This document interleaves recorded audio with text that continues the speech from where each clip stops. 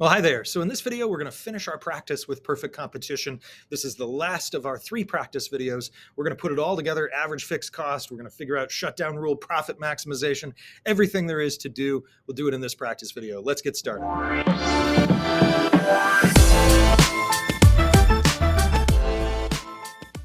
Okay, so this first section, again, just gives you a little graph and asks you a series of questions. These are pretty common ways that some of the AP questions are actually structured.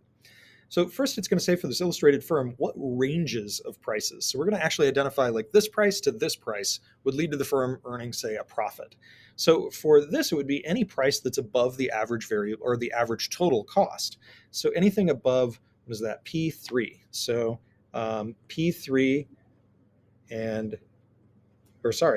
how about we just say greater than P3. That's actually the easiest way to say that, right? Anything above P3, because it doesn't include P3. At P3, they're breaking even. And so it would just be P3. That's the next question. See, I should read my own questions. If it was ATC here, then I know that was Mr. Darp, then I know that firm would break even. Anything below P3 and the firm's earning a loss, so I'm going to say less than P3. And if the firm is below the AVC, they should shut down, and that corresponds to P2. So I'm going to say less than P2. So that's not hopefully too bad to wrap your head around. The firm supply curve thus, and this is actually kind of the part that I like about these, it thus corresponds to the marginal cost curve, which we've talked about ad nauseum in this class, marginal cost above what price? And think about supply as what you're willing and able to sell. Well, they're certainly willing and able to sell these, these units, but they're not going to stop where there's specialization of workers. And in addition, they're not going to produce Q1. They would never produce Q1 because that's below their AVC. So in fact, they will never produce anything until they get to Q2, where AVC is at its minimum point, right? It's a useful thing to consider that actually the supply curve starts right there at the bottom of the AVC, and everything above it is the supply curve. So that's why maybe it's not considered always appropriate just to label marginal cost as the supply curve, because it doesn't include the portions that are below the AVC. And so we'd say above price P2. If the market price were P2, what would happen to the price in the long run? Explain. So I know that if the firm is at P2, I know it's earning losses. And I know that in general, as a result of losses, firms would exit the market. And as a result of firms exiting the market, prices would go up. So I'm going to answer this question by saying price would increase because in the long run, firms exit due to loss. Therefore, supply decreases. Therefore, price increases. So I'm kind of using some symbolic logic here to say because in the long run, the firms are going to exit because they're losing money. That's going to cause the supply to decrease and push the price back up. Let's look at John's hot dog stand. It sells hot dogs in a perfectly competitive market, downward sloping demand, upward sloping supply. We're given a variable cost, quantity of dogs, market price of 8, total fixed cost of 20. Identify the market profit maximizing quantity, explain with marginal analysis. And so we can find that using marginal cost and marginal revenue. We know that marginal revenue is 8. Marginal revenue equals the price in this case. And so here we've got the marginal cost is 3, 4, 5, 6, 7, 8, 10. I'm going to stop there because I know that the marginal cost for the 7th unit exceeds the marginal revenue, so I don't need to do the rest. So I know that they will produce quantity 6 because MR equals MC. 8 equals 8, not Q7 because MR is less than MC, and that would be 8 is less than 10. So it's not terribly hard to answer these using marginal analysis. If you are not doing this part, and you just said that's the largest quantity, it actually is really hard to figure this out. You'd have to kind of figure out the total revenues for each of these. You'd have to add the $20 to all these variable costs. It's much more challenging to do this problem by brute force.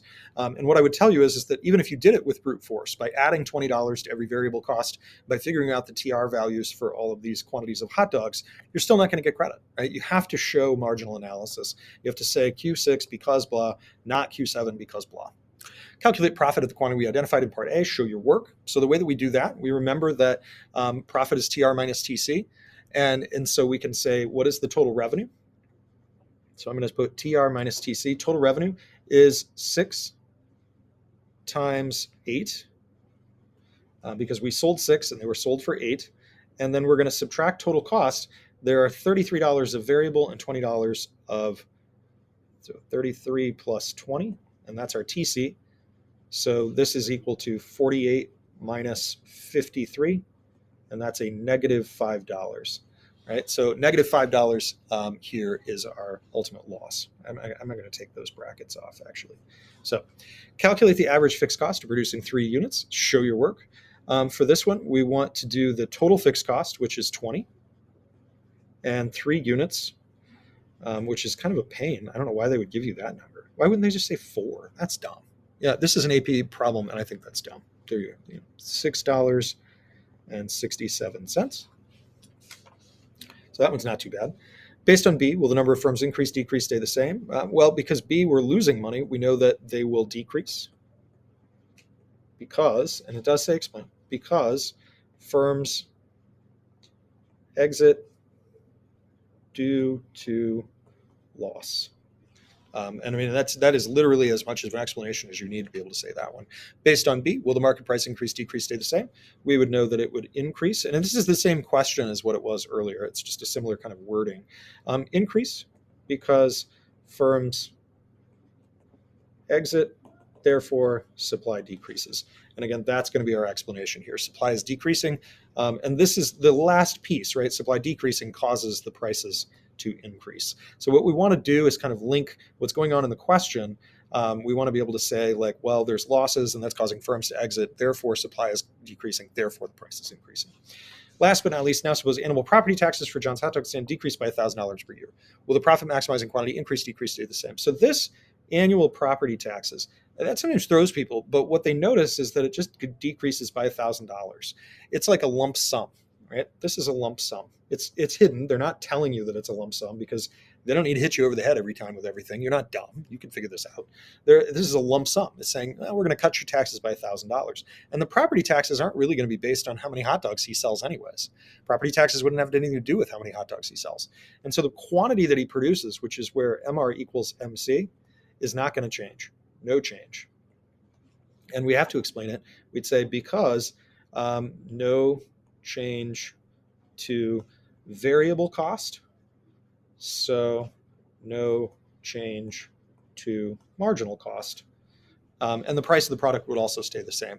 And so we're saying that like essentially there's no change because none of our functions are going to move. Marginal cost is how we're going to determine profit maximizing quantity. Marginal cost is really just based on your variable cost because fixed cost doesn't change. And so if the marginal isn't changing, then I know that our quantity is not going to change. It's just reducing the amount of profit that John gets to keep. So hopefully this helped you with kind of understanding some of the concepts related to profit and losses. I'll see you next time.